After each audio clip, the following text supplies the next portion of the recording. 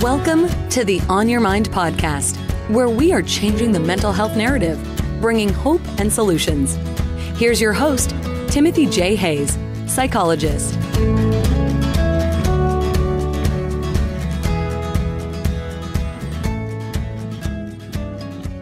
Richard Moss is an internationally respected leader in the field of inner transformation, subtle body-mind dynamics, and living a path of conscious relationships.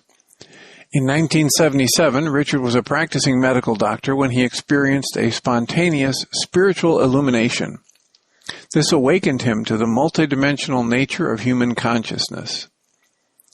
With this realization, it profoundly transformed his understanding of the roots of emotional suffering and inspired him to explore the almost limitless human potential for growth and healing. Impelled by this opening, he released the practice of medicine to devote his life to mentoring individuals and couples whose lives have brought them to the point where they hunger to explore the mystery of their being. Whether called to his work by their soul's yearning to awaken and grow, or impelled by a health, career, or relationship crisis, his comprehensive and evolutionary approach to healing and forging loving relationships has transformed the lives of tens of thousands of people.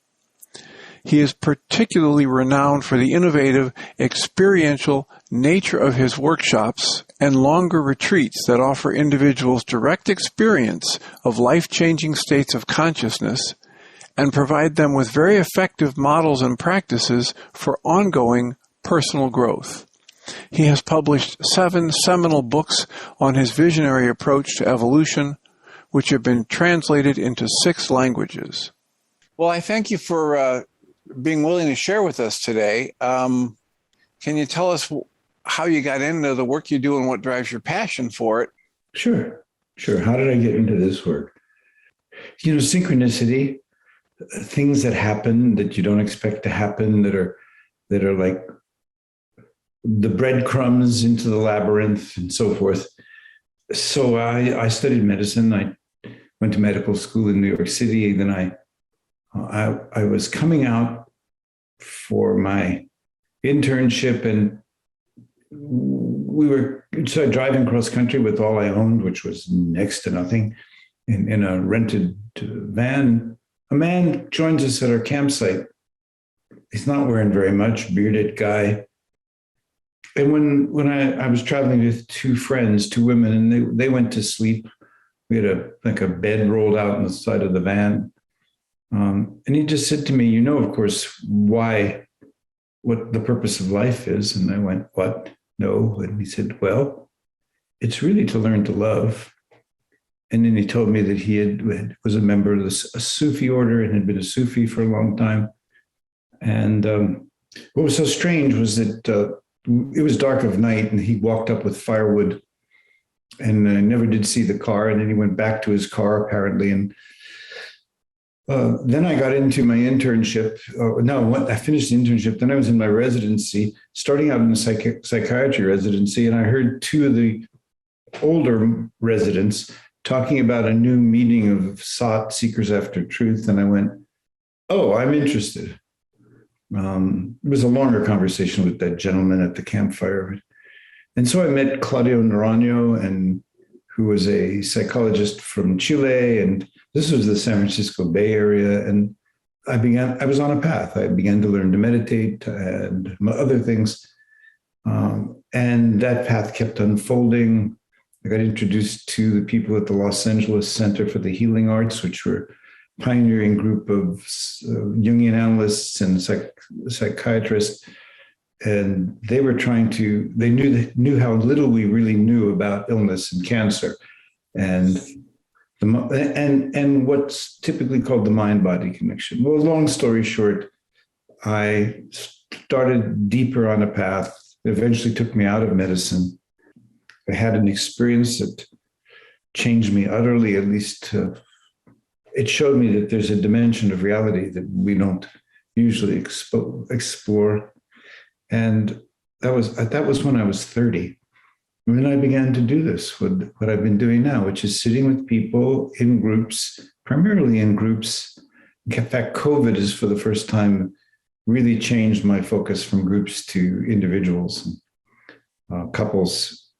So the essence of what changed in me, in the language I would use now, is that where we suffer and where all people suffer is within a structure that we call me or I or self with a little s. And in that structure, which a baby is not born with, which is why I think Jesus says you have to be like a little child. I don't think he's talking about just innocence. And I think he's talking about there's still no, the baby hears, but there's no hearer. It sees, but there's no seer. And it takes 8, 7, 8, 9, 10 years of development before that self system is really consolidated. And in that miraculous first 8 years, let's say 9 years,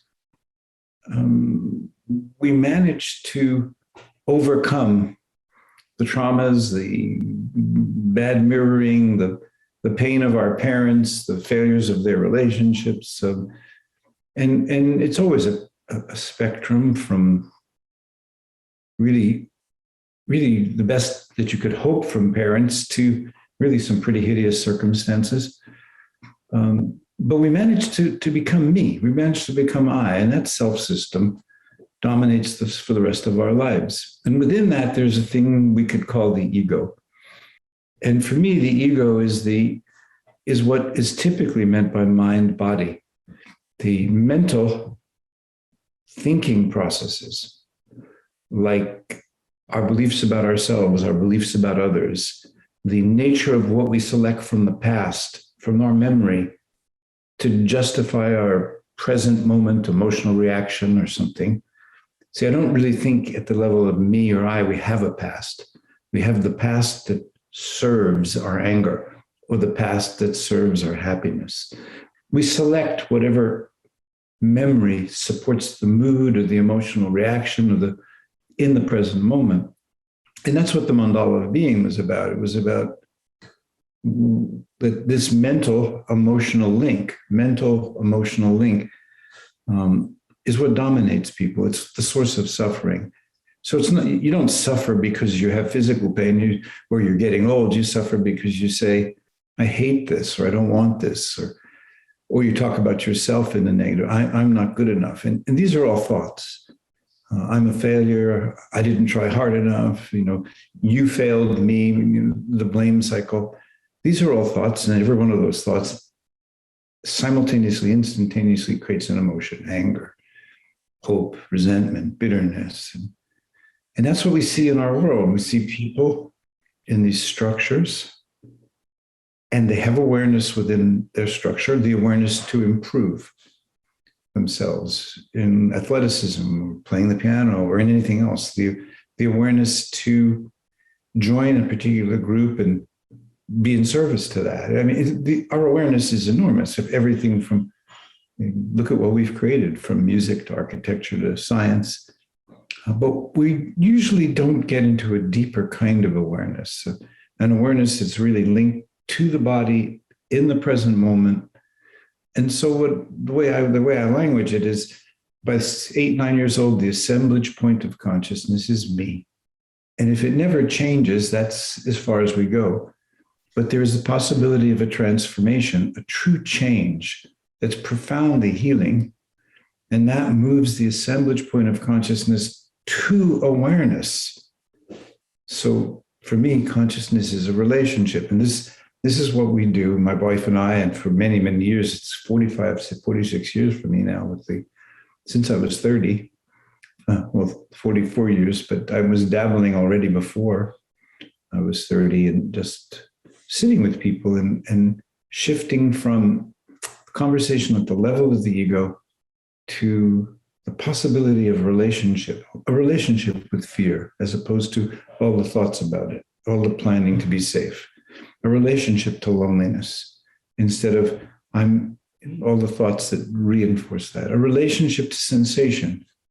So that kind of awareness, when the assemblage point is capital A awareness or capital C consciousness, is always in the present moment. And so it's not in time, and it doesn't have an agenda. Whereas as a me, as Richard, functioning at that level, assemblage point me, our consciousness, our awareness is always strategic. We do things to get a result. And if we talk about self-awareness practices, mindfulness, meditation, people will say, I had a bad meditation. But that means they're in the past remembering an experience they didn't like. Or they say, oh, it was so wonderful, I went deep. That means they had a pleasant experience that they do like, which is going to set them up for saying in the future, oh, this wasn't a particularly good meditation. And so but if consciousness is truly a relationship, if we can teach ourselves that, if we can dig deep enough and say, wait a minute, I say it sometimes this way because it surprises people. What are the feelings that have never felt safe in you?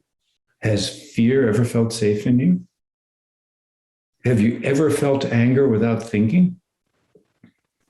Is it possible to be angry without first thinking? And what's underneath anger, if anger happens a lot in your life? What's underneath fear if fear happens a lot in your life? Is there maybe something deeper? And what if we made those deeper feelings safe in us? How could I possibly do that? Well, you learn in the present moment to come into your body and start to recognize what you feel, and you begin to learn to hold it with compassion and love.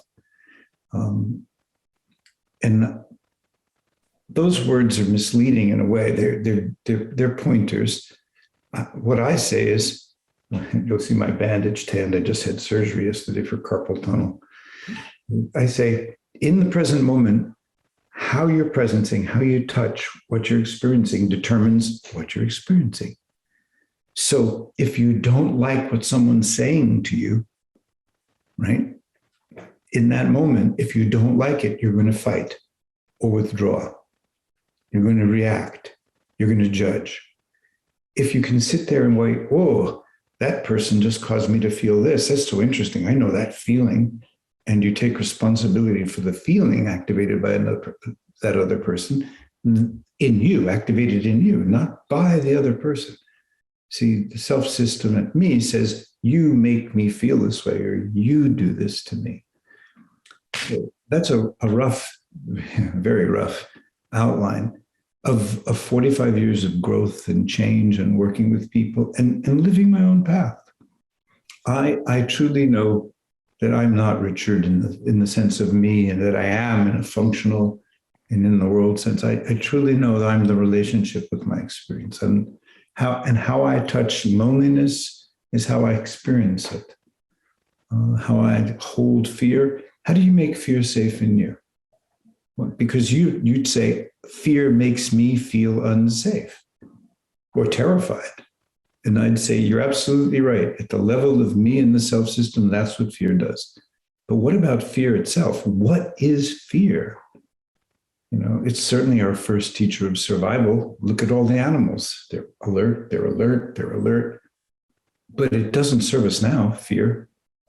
Well, and one of the things that I saw in your work is this clear distinction between, so many of us, when we're dealing with other people, we interchange the idea of the word or the thought feeling and the thoughts about emotion. They're the same. My feelings and my emotions are the same for a lot of people.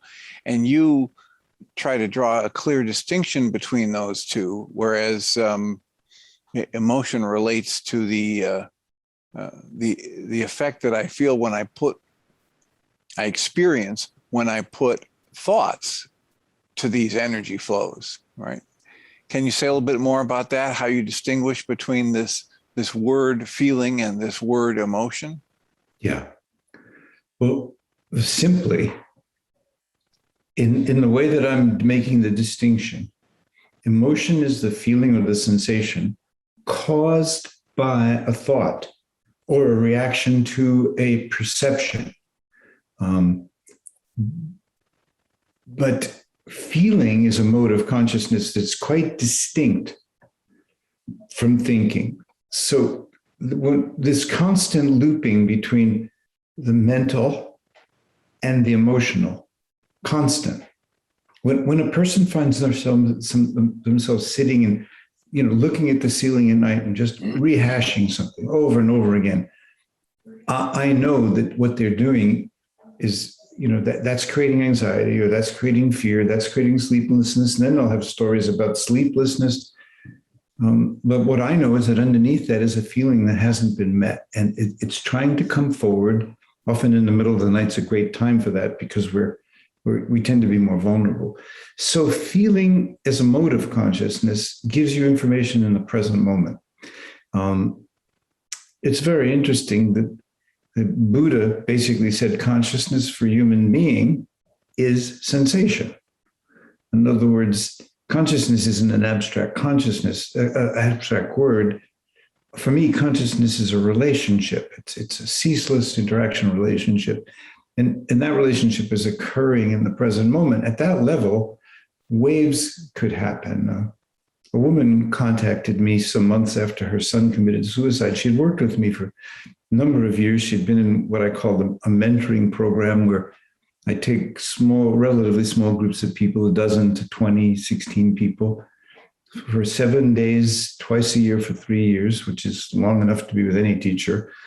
And we worked a lot on her son and his troubles, and her stories about her son, her stories about herself as a failed mother, her stories about her husband as not showing up, her stories as about the institutions, that are supposed to help at the schools and the social,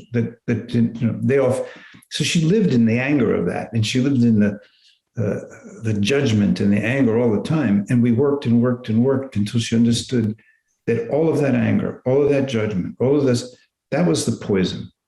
So the emotions poison you, even the ones you like, because they set you on a line for their opposite. I mean, people will talk about hope, but hope and fear are parents. They're like heads and tails of a coin, and trust is a very different emotion.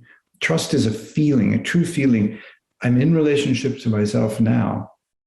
I can always be in relationship to myself. Things may get difficult in the future, but things have been difficult before. And I've always been able to be present in myself. So trust is, or faith, if you will. God doesn't abandon us. The reality is profound and deep, and love doesn't abandon us. And we find our way to that. And then we have faith that wherever we are in the future, no matter what happens, I still have that relationship with Source, or I still have that relationship with myself. So to me, things like trust and forgiveness and humility and compassion, those are true feelings that emerge from getting more and more grounded in our bodies and present. Whereas he doesn't love me, anger, or he doesn't love me, sadness. I should do something, I should leave, fear. He doesn't love me, he should love me. And I'm not good enough. I've had people, women in particular, that are so incredibly high functioning and very successful, but deep down they have this core belief they're not good enough. And I always say to them, and what does that create? And they said, well, it makes me heavy. It makes me work harder. It drives me to keep doing better. But what's the feeling? What's the actual feeling that's underneath the belief you're not good enough? Because it's just a judgment. You're not good enough. And so feelings are like the language of the present moment. They're like music, ever changing. And if you start to feel fear and you're open to it, then it becomes vulnerability. And if you stay vulnerable, then you become much more receptive, much more intuitive, and much more heartful. And so there's no bottom to the relationship with these darker, difficult feelings. You go deeper and deeper, and the deeper you go with the fear, I often say fear is love's ally. If you have two people that are afraid to get closer to each other, that's the limit of how much they can love each other. But if they face the fear and hold the fear, then they'll risk deeper relationship. So love says, fear, I mean, fear is what shows you that love is worth fighting for, that love is worth working for. You can't bow to fear and have love. You can have a narrow little slice of love for your grandchild or your grandchildren or your own children or some of your children, but you can't. Wherever there's fear, that's the threshold of love. Wherever there's distrust, that's the threshold of love. And so that differentiation of emotion is always created by thinking. And that's the only way I would think of an emotion. So anger, resentment, bitterness, judgment, hope, self-importance, self-defeat, all of that is mind-made, thought-made. And most of the time, if you can recognize I'm telling myself a story about the other person called "He Doesn't Love Me," or "She Doesn't Care," or, on and on, then the moment you realize it's a story and that it's making you unhappy, and you relax and come back to your present moment breath, you come back to this moment, then you realize that person is just like you. They're the victims of the emotions created by their thinking, and you don't have to defend yourself from that person. You can be present with them. They may or may not be people you want to get closer to, but often they're people like your parents or your spouse, and it's a pretty good idea to stop the stories and the emotions. And so with that you're basically, without mentioning the word or describing it, you're basically describing the process of you working with the mandala of being, that model you created where this present moment, you call it this focused spaciousness. And I was hoping you could talk a little bit about that as an experience, but that's the center point. And when I'm in that, there is no story. And there's an entirely different experience of my energetic presence and my safety. And if I get into a story about you or me or past or future, then I'm going to create all those emotions you were just talking about, right? Good, bad, or otherwise. Right. It took me a long time. I guess I became conscious of the notion of the mandala model around 1996, because I kept asking myself a question: why am I so clear when I'm with a group of people and I'm focusing that group and I'm listening to people and I don't become emotionally engaged? And then I go home and have an argument with my wife, or distance myself or feel judgmental, or what am I doing differently? And I would contemplate, what am I doing differently? And that's when, way back, when I went through this experience of fundamental change, I didn't know what was happening to me, but thank God I had studied medicine. And I'd studied some psychiatry. I knew that I wasn't psychotic. I knew it wasn't a seizure. I knew this, but to center myself without understanding even that what I was doing, I was sitting there and going, now your mind is in the past, remembering how you were. Okay. Now your mind is in the future, anticipating that this will never stop and you can't bear it. Now you're judging yourself because you think maybe you're weak or something's wrong. And I just kept talking to myself, literally talking to myself out loud or silently, just trying to understand what my mind was doing. So fast forward from 1977 to 1996, why am I different at home with my wife than when I'm working? And suddenly I'm walking around. I've got this beautiful Tibetan carpet on the floor of the gathering space. It's here now in this place. And it has a mandala in the center, a very simple one. And I'm talking to this group of people about an insight.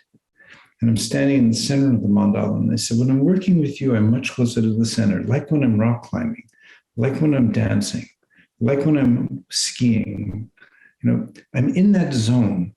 My mind isn't in time. It's not purposive. It's not strategic. It's just what I'm doing. The inner and the outer are kind of the same thing. I'm unified. And when I'm teaching, when I'm working, And there's this presence in me. I'm doing that. But I go home and I get into me, Richard, the ego, the historic Richard, with his problems with his mother and all of that. And I'm now judging. So I'm walking around the mandala. I'm walking over to the 9 o'clock. If you looked at it, if you thought of yourself as sitting right in the dead center of a clock, and to your left is 9 o'clock, and to your right is 3 o'clock, and in front of you is 12 o'clock, behind you is 6 o'clock, right? When you're in those moments of flow, like I was just describing, you're in the center, right? You're not in stories about yourself. But, if you're going down a fairly challenging ski slope and you suddenly say, boy, I'm really doing great, then suddenly just the thought itself. Here comes the ground. Yeah. That's exactly right. Yeah. So we're just to give people the experience. You just imagine you're sitting in the center of a circle, and you've chosen to come into the present moment where you're really aware of your breath. You're in your body. You've stepped out of time, and to your left, over at 9 o'clock, are all the ways you judge yourself, positively or negatively. All the ways you inflate yourself or deflate yourself. I'm better than him. I'm not as good as she is. I'm not smart enough. I'm the, I deserve more. All the I, me stuff. That's all over to your left, right? And that's going on in your ego, in your self system. But that's how you're in the middle now. Over to your right at 3 o'clock is all the judgments of other people, and all the judgments of everything. Like for a logger, and you're out in the forest, trees are a commodity to be cut down. For an environmentalist, trees are a precious resource to be protected and cherished and cared for. So different stories, because people have different values and different things that they're doing. And what we know is that a baby isn't born with me, you consciousness, subject, object consciousness, that takes a long time to develop and stabilize. So we have that notion of subject and object, me, you, and oh my goodness, it's a downpour. I can hear it. So behind you are all these things, is a deep ground of memory. But so I call those the past stories. So that's the positive nostalgia, the negative nostalgia.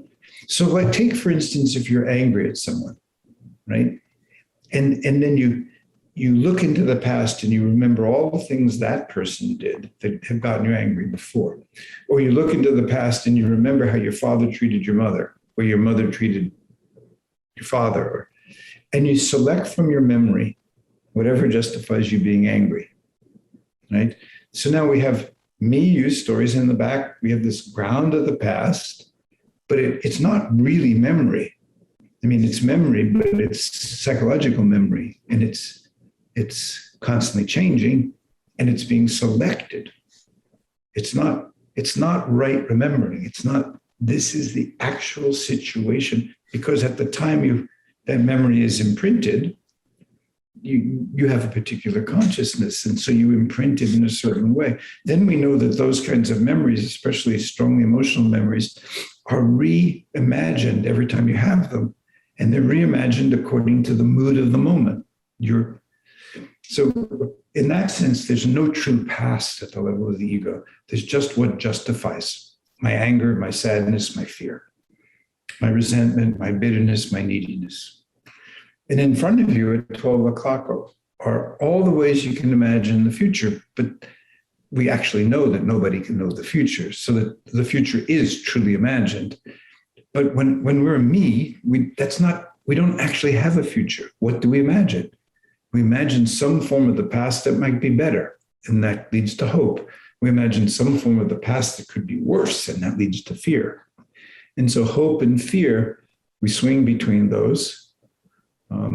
And those are the stories in the future. And if you look around at the world, at people, you go, wait a minute, why? There's almost a tsunami of fear in our world now.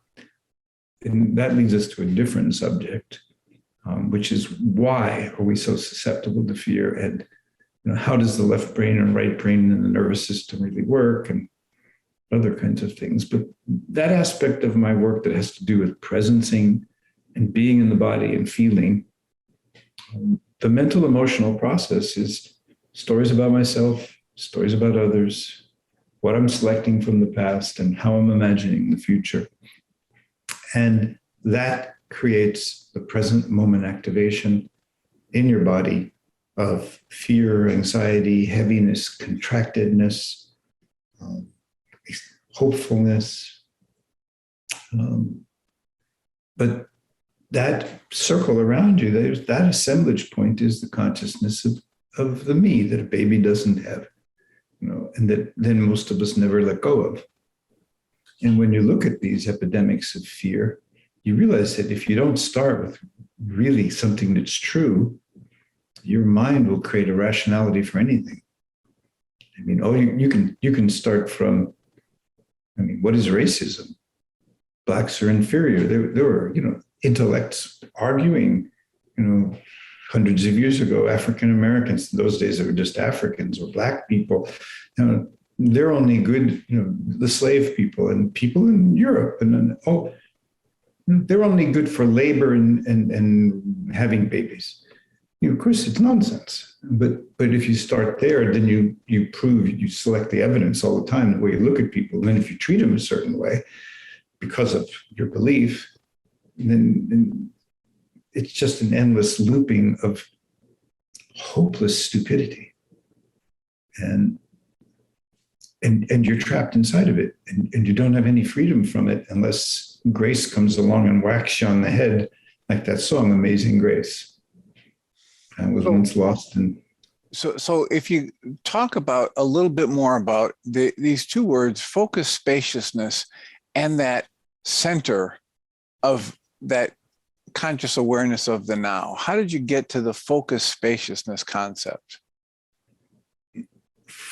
How do you describe a state? The problem is language gets to a point where you either have to be in poetry, or you kind of have to be singing or something.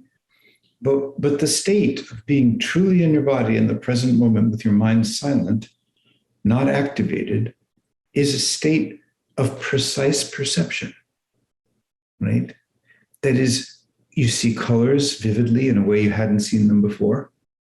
You hear sounds vividly in a way that's clearer and more distinct than before. You feel yourself penetrated by the natural environment, the natural order. In fact, your body responds to just walking in the forest with a drop in your cortisol levels, your stress hormone levels. And so you're so awake. Everything's so sharp and clear. And in that sense, focused and precise. But there's no beginning and no end. It's not outside you or inside you. There's no you, really. The witnessing consciousness steps into the background. So when I try to describe the state, as you move away from the me, you, past, future dynamic toward that center, which athletes know to a certain point, when you look at lives of exceptional athletes, you look at the quality of focus that they can have, right? How they can tune everything else out. And yet they can see,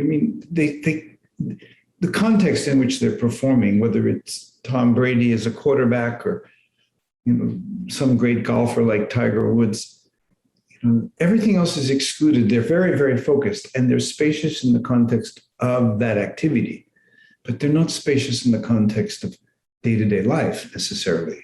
I don't know them personally, but we all know that. People who function very high in one level, exceptionally high, way, way above the norm, but are so limited in other ways. When you really are grounded in the present moment, how do you describe it? So I called it focused spaciousness. Sometimes I call it relaxed readiness, because most of the time when people relax, they get sleepy and unfocused, right? But if they're ready, they're on guard, they're tense, right? But what if you were absolutely ready? I mean, kind of the apocryphal image of the master martial artists, I've heard stories where, the great martial artists, when they're judging others, will sometimes see two contestants in front of them who haven't yet moved. They're preparing themselves, but and they'll declare one of them the victor because they felt one of them's mind move.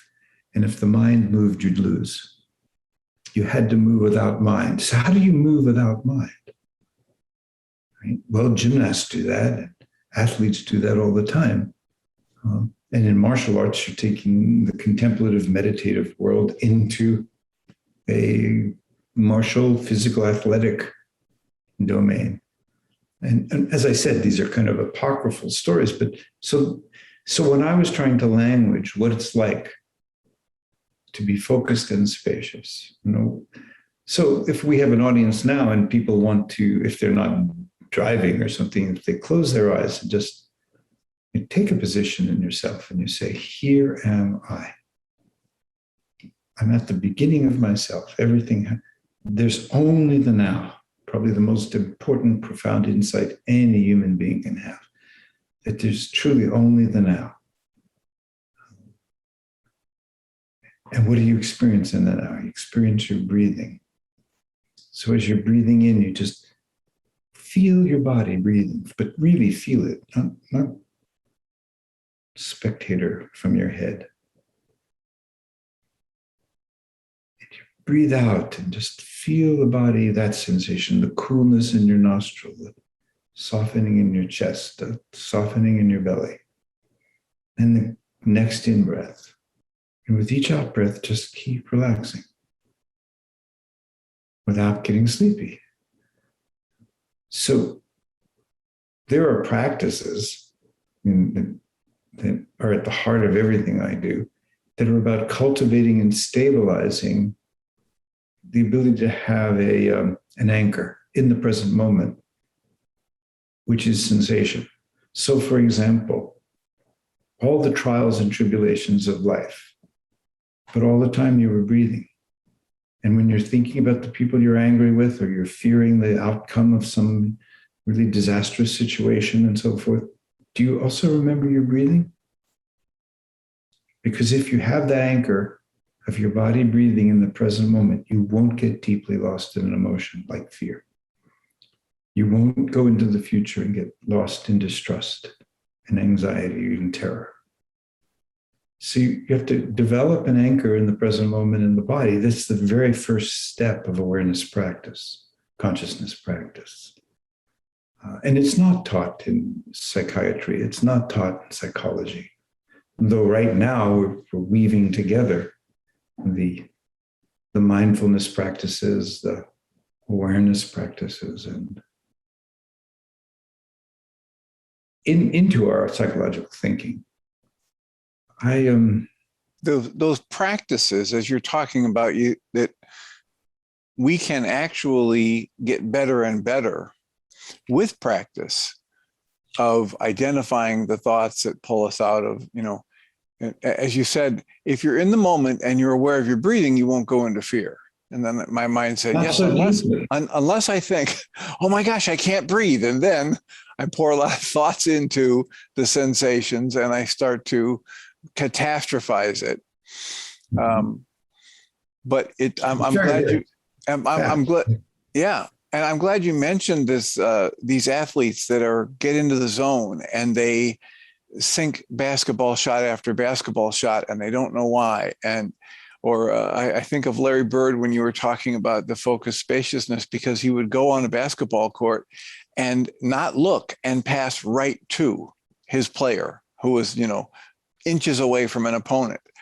And he had that awareness when he was on the court that I think it has to be akin to what you're talking about, that we can develop in this now awareness, this now present moment experience. Well, yeah, and it's often called meditation practice, or nowadays mindfulness practice, or contemplative prayer. But you you do have to practice. If you want to stop being afraid and angry, you have to bring yourself into the present moment so that you can see what your thinking is doing to you. Yeah, how you're creating the anger or the fear. Yeah. Only you do. Nobody else creates anger or fear in you. I mean, let's there are people who manipulate fear in other people purposely because it gives them power. But they can't manipulate an awake or aware person. They just simply can't. And the ones who are manipulated and become angry, they want to join with a group of similarly angry people. Or the ones that go to church and create a community of fellowship. That's a much better community, especially if you can broadly allow people of different religious faiths or different religious sects the same respect you would give to your own people. But that's sometimes a step too far. But right now, historically right now, we see that social media allows fear to be spread baselessly, without factual base. And it's so difficult to step into it. And because whoever's listening to us now, I don't know what they've chosen to believe. I'm astonished at how many people don't want to be vaccinated, even well-educated people. I'm astonished.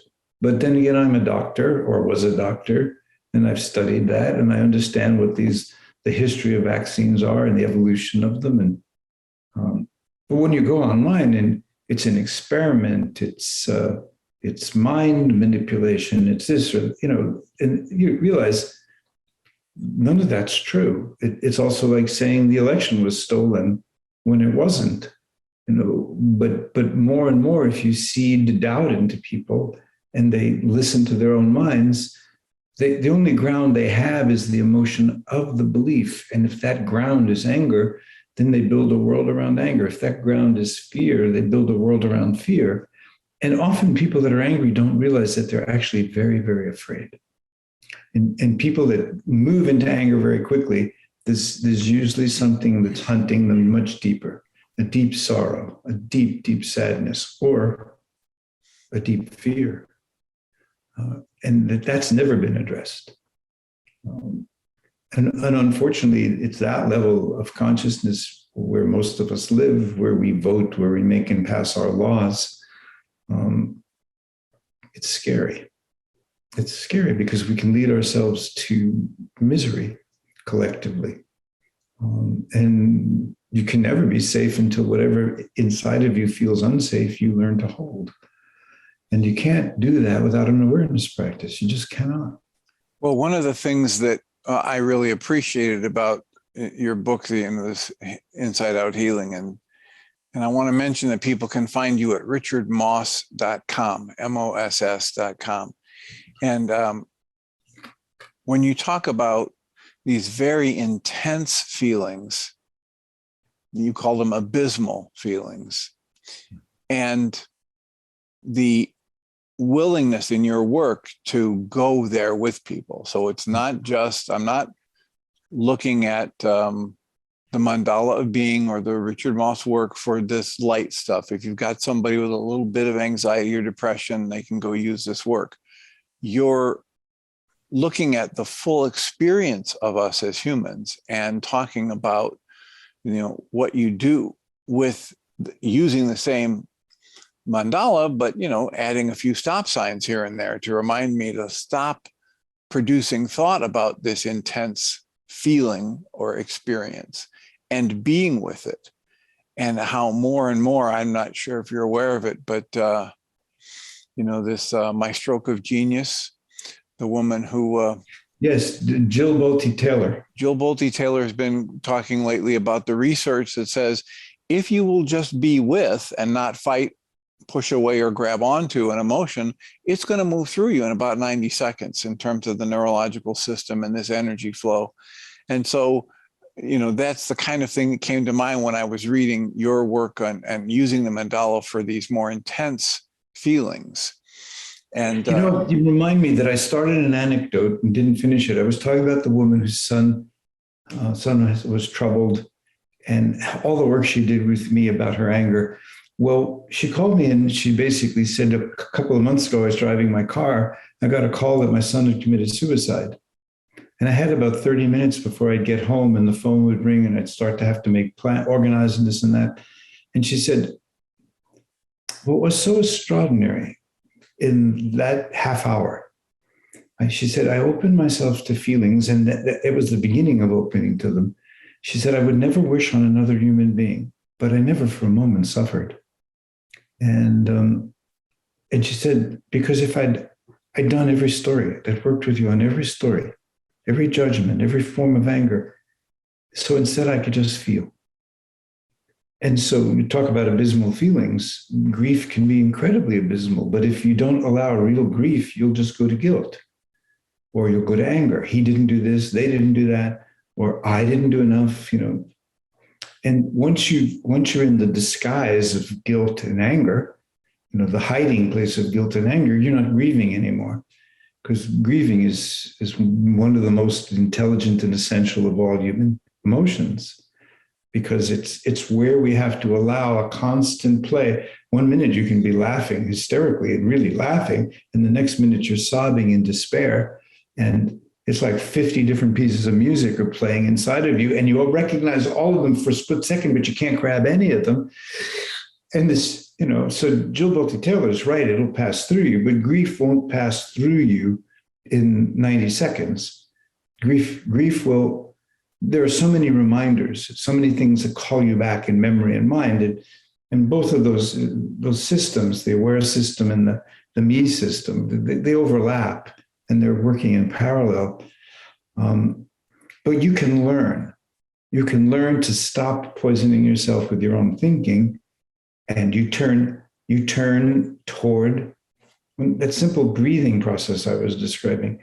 You make a friendship between your consciousness and the sensation in your body of breathing.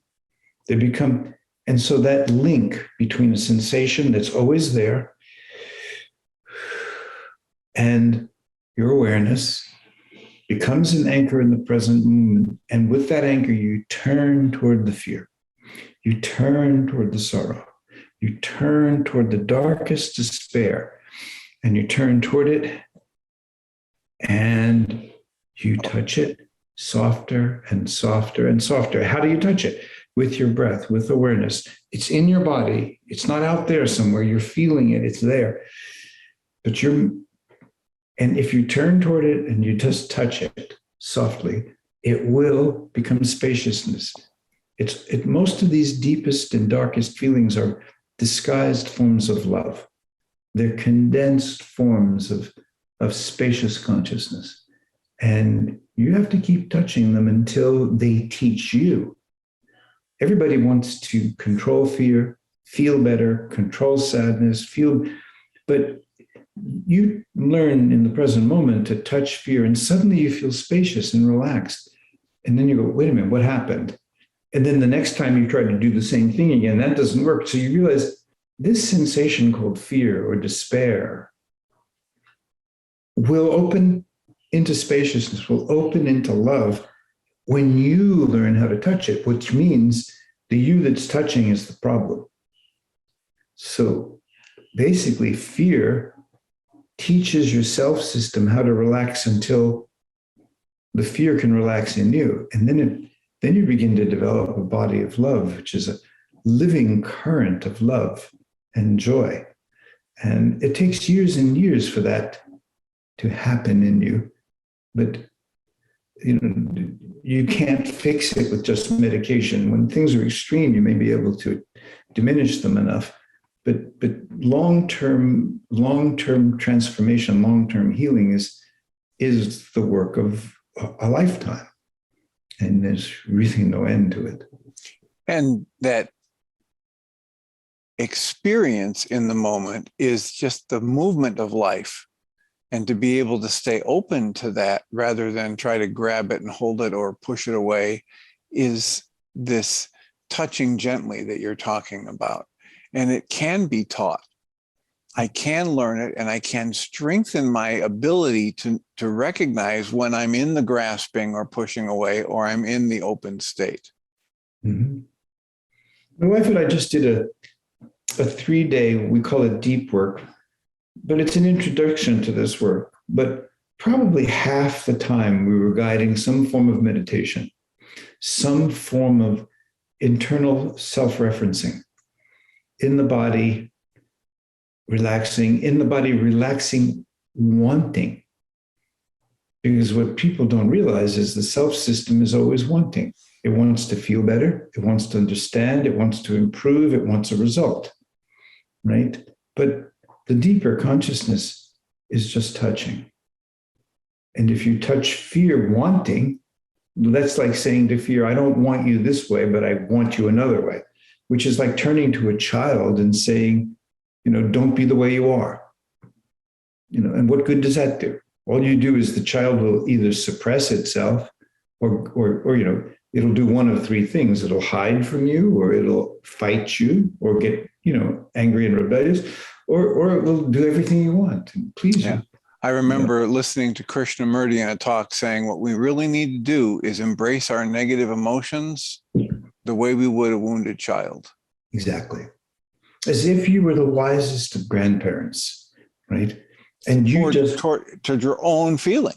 Yeah. Toward your own feelings, right? You take them like a child that's been terribly wounded, and feels deeply unsafe.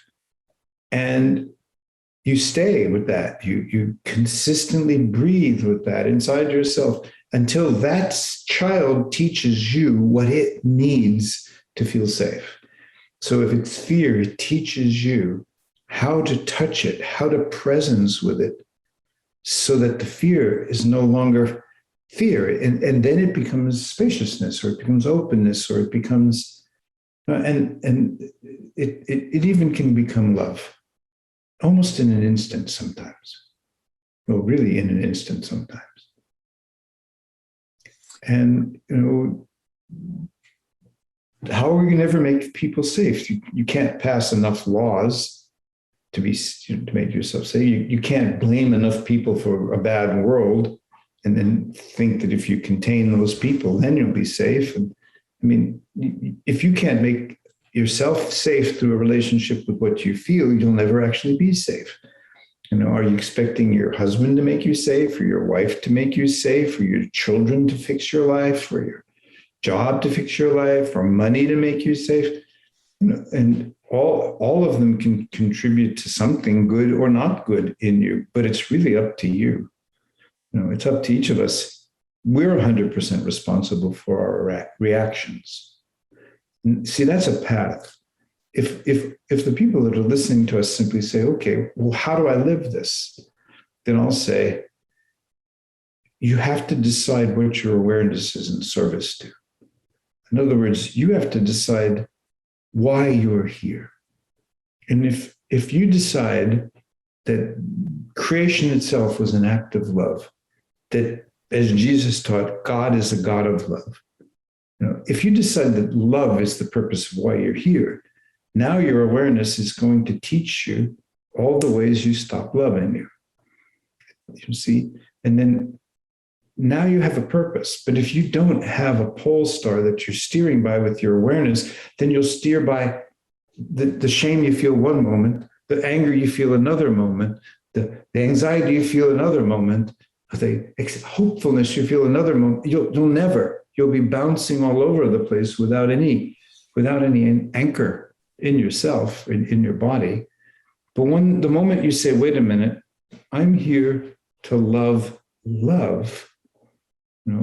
it's kind of to me, less abstract than saying I'm here to love God, or waiting for God's love to fix you. God's love doesn't fix you unless you turn around and love God, because how you touch that determines your experience, right? You are the creator of the God you believe in. The attributes of that God, which are your belief, create how you choose to live your life. Because other than that, nobody has ever known anything about God. So if someone like Jesus, if Buddha says, there is no independent origination, everything is karmic, everything's related to everything else. And if you get into the present moment sensation, and you look at the myth of the Buddha under the tree of life in his part of the world, which was the Bodhi tree, it's everything that came at him, he let it pass through. Everything he came at him, let it pass through. But in order to let it pass through, he had to keep relaxing himself. He had to keep letting go of the me. And when Jesus says God is love, he's basically saying, okay, now you change the purpose of your life. And now your self-awareness is in service to how do I stop love? And what fear plus self-interest are the absolute, that will stop love every time. Self-interest plus fear, no more love. And the point is, just because as you say it, my mind is going, why is he talking about stopping love? And the point is, if I understand how I'm stopping the flow of these life energies through me and my ability to experience love, then I can choose something else and allow that flow and be in the experience of love and have an experience of myself in the world that's dramatically different. Imagine two people come to make their vows. There's always, usually, most of the time, marriage vows. There's usually someone representing a religion, therefore kind of a symbolic connection to God, and you make your vow in front of God. But to me, the vow is not to love that person till death do us part, but to love with that person, right? Because transactions between me and you, I'll love you if you love me, right now I love you and I can imagine nothing but a wonderful world in the future, but there's a whole lot of shadow in us, and pretty soon the one you love becomes the source of a whole lot of problems. And so the transactions never work. Not when love is, you have to have a relationship to love itself. So, if you do your vow, you say, okay, I'm promising to use every bit of who I am and my awareness and everything I can learn about myself to love with you, right? And now when I see that my mind is dividing me from you, do I want to keep going down that road of divided mind? Because as soon as you divide your mind, then you project division into the world and you see it. And you experience it. Yeah. Well, exactly. So that's antithetical to love. The divided mind is antithetical to love. If you divide your mind, what will then happen is you'll end up with your category of people who you feel safe with, but you'll also have the whole category of people you don't feel safe with. And so there's no end to warfare at that level. There's no end to the misery of the world at that level. And love is choosing us. Love is always trying to find us. I mean, anyone who's observed their life has seen, boy, love has been seeking for me. I've just gotten in the way with booze or drugs or self-pity or bad habits. And then when you get out of the way, life starts to change.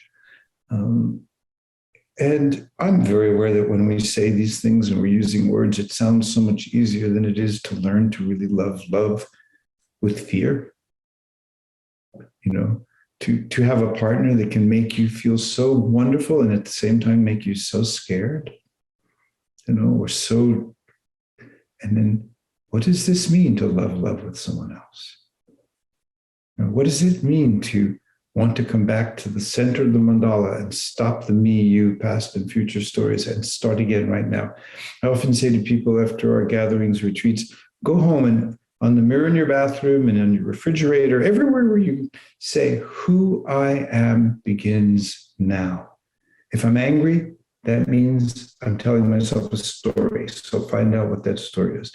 If I'm afraid, it means that's a feeling I need to turn to and stop the stories that may be activating it and see what's really there. It might not be really fear.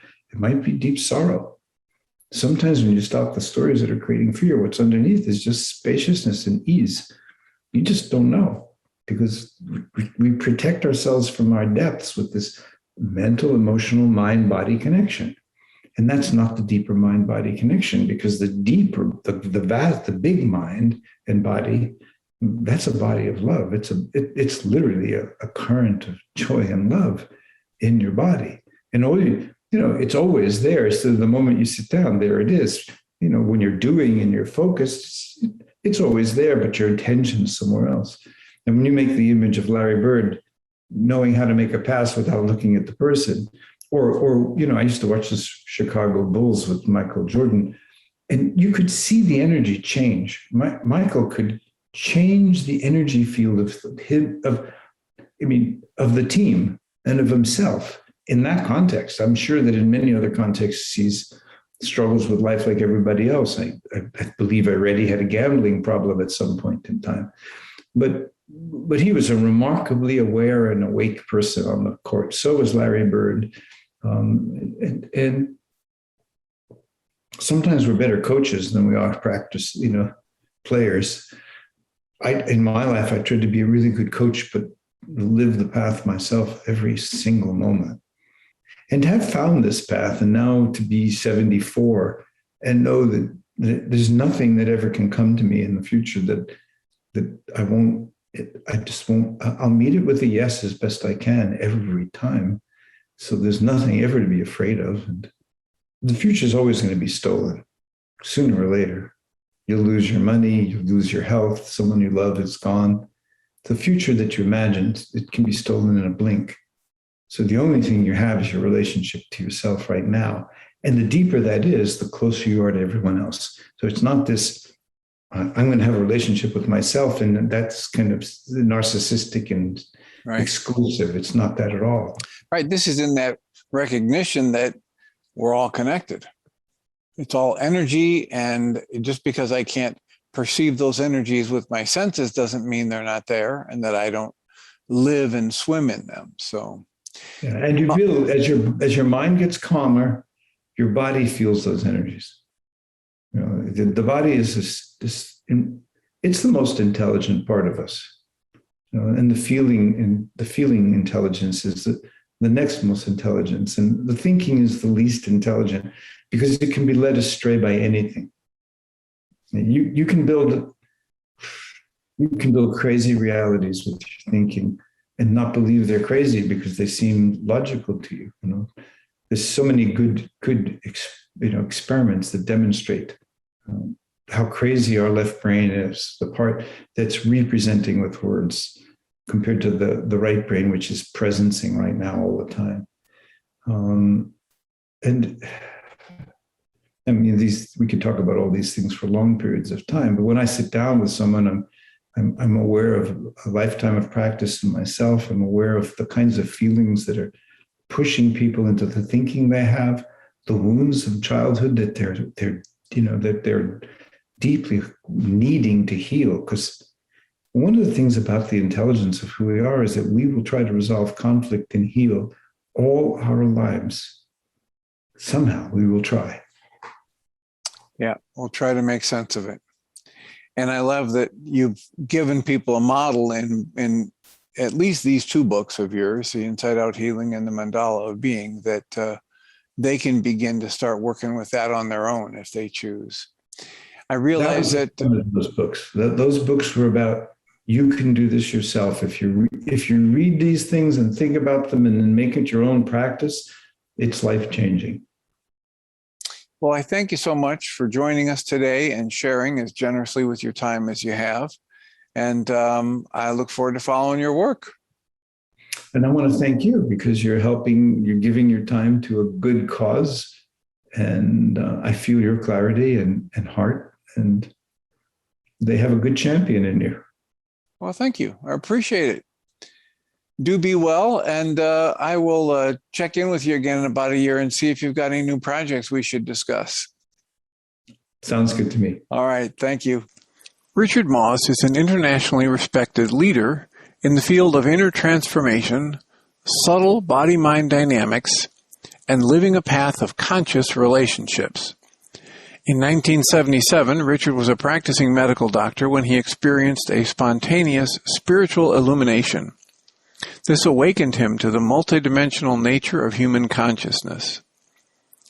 With this realization, it profoundly transformed his understanding of the roots of emotional suffering and inspired him to explore the almost limitless human potential for growth and healing.